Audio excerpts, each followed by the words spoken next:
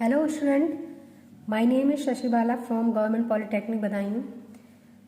आज का जो हमारा टॉपिक है that is difference between steady state and unsteady state heat transfer.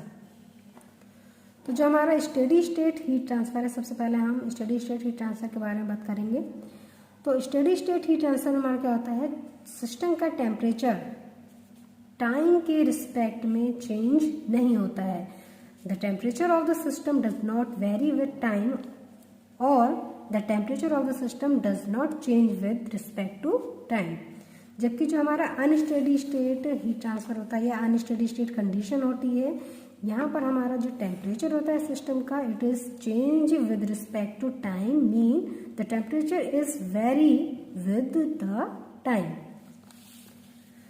तो स्टेडी स्टेट हीट ट्रांसफर जो हमारा है, या फिर हम ये कह सकते हैं स्टेडी स्टेट हीट कंडक्शन जो है एक सिंपलर केस होता है हमारा।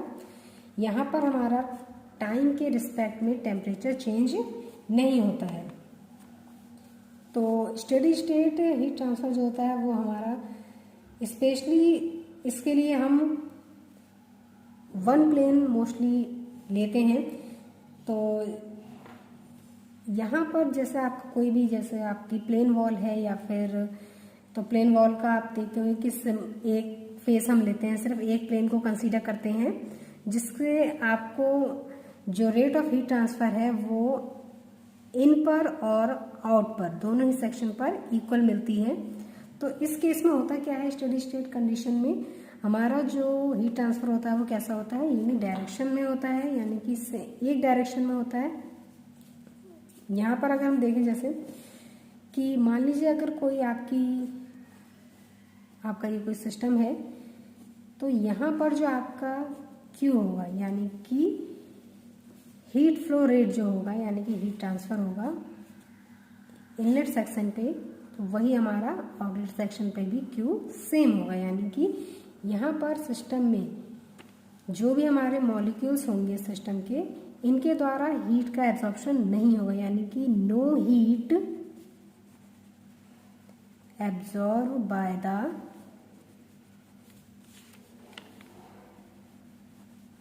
Molecules of the substance.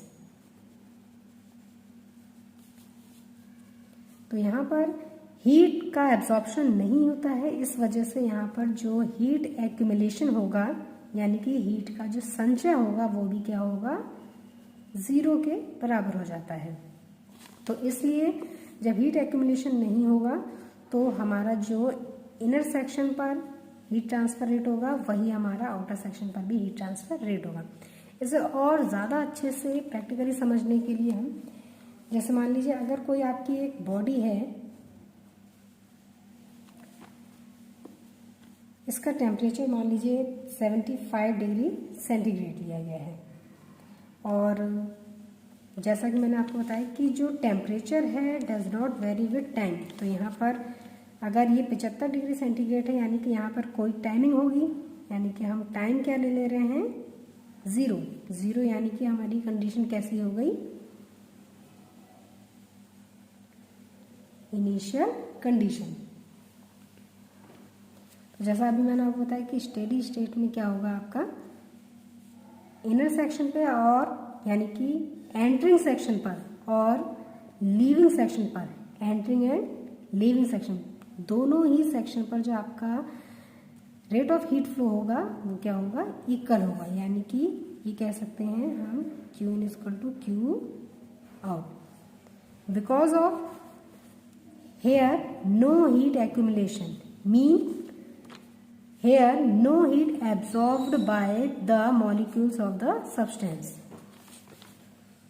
तो आगे हम एग्जाम्पल पे देखते हैं कि अगर मान लीजिए आपका ये कोई सिस्टम है, कोई बॉडी है जिसका टेम्परेचर क्या है 75 degree centigrade at initial condition of time, यानी कि टाइम हमारा क्या है इस समय, जीरो हम टेकन कर रहे हैं, और ये हमारा कुछ समय के बाद, यानी कि जैसे जैसे टाइम आपका बढ़ता जाएगा तो ये मान लीजिए 35 डिग्री सेंटीग्रेड पे आ जाता है आपका, यानी इस बॉडी का जो टेम्परेचर है वो क्या आ जाता है अब आपका 35 डिग्री सेंटीग्रेड।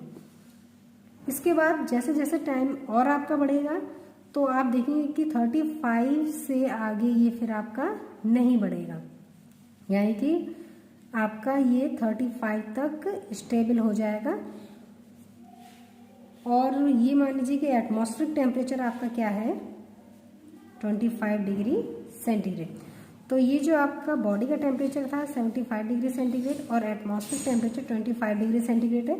तो एटमॉस्फेरिक टेम्परेचर के कारण जो हीट का ट्रांसफ़र होगा, यानी कि 75 डिग्री सेंटीग्रेड बॉडी का टेम्परेचर है और एटमॉस्फेयर का टेम्परेचर 25 डिग्री सेंटीग्रेड है, तो इसके कारण ये टेम्परेचर कम होने के कारण जो हीट का ट्रांसफ़र होगा 75 टू 25, तो इस कारण कुछ समय के बाद आपका जो टेम्परेचर है बॉडी का वो कहाँ आ जाएगा 35 डिग्री सेंटीग्रेड पर आ जाता है। मान लीजिए 35 डिग्री सेंटीग्रेड आ गया।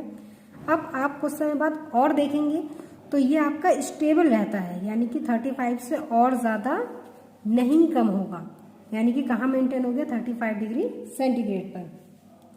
तो जहाँ पर ये आपका स्टॉप हो जाए टेम्परेचर और इसके बाद ये टेम्परेचर का ड्रॉप और ना हो, तो ये कंडीशन हमारी क्या कहलाएगी स्टेडी स्टेट कंडीशन। अब ये 35 डिग्री सेंटीग्रेड टेम्परेचर जब आपका टेम्प 0 पे था, यानी इनिशियल कंडीशन थी, यानी आपने स्टार्टिंग की थी, तो एटमॉस्फेरिक टेम्परेचर के कारण आपका टेम्परेचर ड्रॉप होना शुरू हुआ और कहाँ आ गया 35 डिग्री सेंटीग्रेड टेम्परेचर। अब अगर आप टाइम मान लीजिए 0 से, अब मान लीजिए आपका टाइम हो गया 60 मिनट, यानी कि आपका टाइमिंग क्या है बढ़ता जा रहा है। फिर आपका मान लीजिए 120 मिनट और इसके बाद फिर और आपका टाइम इसी तरह से आगे वेरी करता जाता है। लेकिन टाइम के बढ़ने के साथ साथ जैसे जैसे टाइम आपका चेंज होता जा रहा है और टेम्परेचर अगर आपका वही मेंटेन है, यानी कि 35 पर ही स्टॉप है, तो ये कंडीशन आपकी क्या कहलाएगी स्टेडी स्टेट कंडीशन। तो यहाँ पर आप देखेंगे कि टाइम के साथ साथ ये टेम्परेचर चेंज नहीं होगा, यानी कि temperature does not very with time. यहाँ पर आपका टेम्परेचर चेंज नहीं होगा। तो ये आपकी कैसी कंडीशन आ गई स्टेडी स्टेट कंडीशन।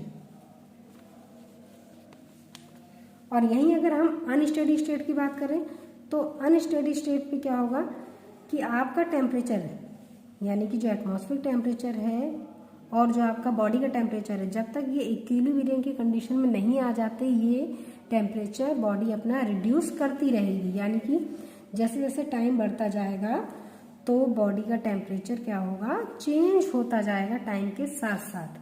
तो वहाँ पर आपकी जो कंडीशन कहलाएगी या जो हीट ट्रांसफ़र कहलाएगा वो क्या कहलाएगा अनस्टेडी स्टेट हीट ट्रांसफ़र। अब जैसे मान लेते हैं इसको और डीपली अगर समझते हैं तो ये मान लीजिए अगर आपका कोई एक क्यूब है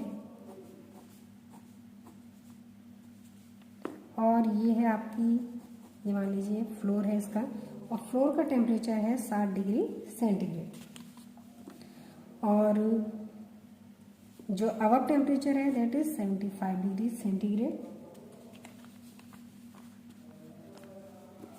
तो इसके कारण भी क्या होगा आपका जो टेम्परेचर है अगर मान लीजिए 35 पे या मान लीजिए 40 पे या कहीं पे भी आके अगर रुक जाता है और टाइमिंग आपकी बढ़ती जा रही है और टाइमिंग बढ़ने के साथ भी ये टेम्परेचर आपका 35 ही रहता है, यानी कि फ्लोर के टेम्परेचर के बराबर अगर नहीं हो पा रहा है, तो इसका मतलब क्या है ये कंडीशन आपकी स्टेडी स्टेट कंडीशन कहलाएगी।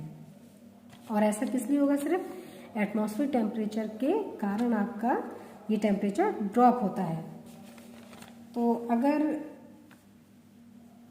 आपका टेम्परेचर चेंज होने लग जाए, यानी कि इस पॉइंट के बाद अगर आपका टेम्परेचर गिरने लग जाए, यानी कि अगर जैसे हमने यहाँ पर बात की थी कि 60 मिनट बाद 120 मिनट बाद कुछ समय तक ये आपका अगर यही टेम्परेचर बना रहता है तो इस पार्ट से यानी कि इस सेक्शन पर जहाँ पर 35 डिग्री सेंटीग्रेड हो जाएगा उस सेक्शन से जितना भी हीट का फ्लो होगा वो हीट फ्लो एंटरिंग पे और एग्जिट पर क्या होगा सेम होगा, क्योंकि यहाँ पर आपका टेम्परेचर सेम रहेगा, चेंज नहीं हो रहा है।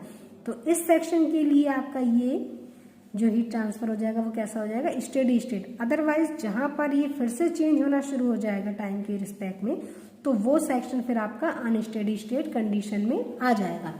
तो सिर्फ हम उस सेक्शन की बात करते हैं जहां पर आपका टाइम के साथ टेम्परेचर कांस्टेंट रहता है, यानी टाइम के साथ, टाइम के बढ़ने के साथ आपका टेम्परेचर अगर कांस्टेंट रहता है, तो सिर्फ हम उस सेक्शन के लिए ही बात करते हैं कि वहां पर जो हीट ट्रांसफर रेट है वो एंट्री और एग्जिट सेक्शन पर सेम होगी या फिर इक्वल होगी। तो इस लोकेशन से जितने भी आपकी हीट फ्लो होगी वो क्या होगी, सेम होगी एंट्रिंग और एग्जिट सेक्शन दोनों पर। तो हमें मेनली क्या देखना होता है कि वो कौन सी लोकेशन है जहां पर आपका टाइम के सापेक्ष टेम्परेचर चेंज नहीं हो रहा है। इसके अलावा ज़रूरी नहीं है कि जैसे यहाँ पर मैंने आपको बताया कि यहाँ पर आपका बॉडी का टेम्परेचर 35 डिग्री का मेंटेन हो जाता है, तो जिस लोकेशन पर ये आपका हीट का ट्रांसफर मतलब जो आपका टेम्परेचर है वो नहीं चेंज होगा, तो वहाँ पर आपका जो हीट फ्लो रेट है वो इक्वल रहेगा एंट्रिंग सेक्शन पर और एग्जिट सेक्शन पर। इसलिए मोस्टली जो स्टेडी स्टेट कंडीशन है या स्टेडी स्टेट हीट ट्रांसफर है, इसे हम हमेशा प्लेन वॉल की सहायता से ही समझते हैं, यानी कि हम एक फेस को कंसीडर करते हैं जिससे वहाँ पर आपका एक्यूमुलेशन भी ज़ीरो रहता है, यानी कि आपकी हीट ज़्यादा एब्जॉर्ब नहीं हो पाती है। इसलिए हम मोस्टली कोई भी जब भी हम हीट ट्रांसफर रेट निकालते हैं तो वो हम मोस्टली सिंगल यूनि डायरेक्शन के लिए लेते हैं, यानी कि एक डायरेक्शन के लिए। तो वहाँ पर हमारा स्टेडी स्टेट काफ़ी अच्छे से, स्टेडी स्टेट हीट ट्रांसफर में काफ़ी अच्छे से समझ में आ जाता है। तो मेनली हमें क्या ध्यान रखना है कि जो लोकेशन है जहाँ पर आपका टेम्परेचर डिक्रीज होना बंद हो जाए और टाइम के सापेक्ष वो टेम्परेचर, टाइम आप बढ़ाते जाए और टेम्परेचर चेंज ना हो, तो वो फिक्स्ड लोकेशन हमारी क्या कहलाएगी, स्टेडी स्टेट हीट ट्रांसफर, यानी कि वहाँ पर हीट ट्रांसफर आपका क्या कहलाएगा, स्टेडी स्टेट हीट ट्रांसफर। अब अगर इस सेक्शन से, यानी कि आपका सिर्फ एक फेस या फिर ऐसी कोई भी लोकेशन जहाँ पर 35 डिग्री सेंटीग्रेड टेम्परेचर हो चुका है और वो टाइम के बढ़ाने पर भी चेंज नहीं हो रहा है, तो वो लोकेशन आपकी क्या कहलाएगी, सिर्फ वो लोकेशन आपकी क्या कहलाएगी, स्टेडी स्टेट हीट ट्रांसफर वाली लोकेशन। यानी कि वहाँ पर जो Q इन में होगा वही क्या होगा, Q आउट में आपका इक्वल होगा। लेकिन बाकी अगर आप पूरी बॉडी के लिए देखें तो पूरी बॉडी में आपका अनस्टेडी स्टेट हो सकता है, यानी कि पूरी बॉडी में अगर ये आपका जैसे टेम्परेचर कुछ समय बाद चेंज होने लग जाए 35 से, तो होल बॉडी के लिए आपका क्या होगा, अनस्टेडी स्टेट हीट ट्रांसफर कहलाएगा। तो ये मेन डिफरेंस थे आपके स्टेडी स्टेट और अनस्टेडी स्टेट हीट ट्रांसफर में। और जो हमारा अनस्टेडी स्टेट हीट ट्रांसफर होता है, it is also known as transient heat transfer. यानी कि यहाँ पर क्या होगा, ट्रांजिएंट यानी कि आपका यहाँ पर चेंजमेंट होंगे टाइम के रिस्पेक्ट में, तो हम इसे अनस्टेडी स्टेट या फिर ट्रांजिएंट हीट ट्रांसफर या फिर ट्रांजिएंट स्टेट भी कहते हैं।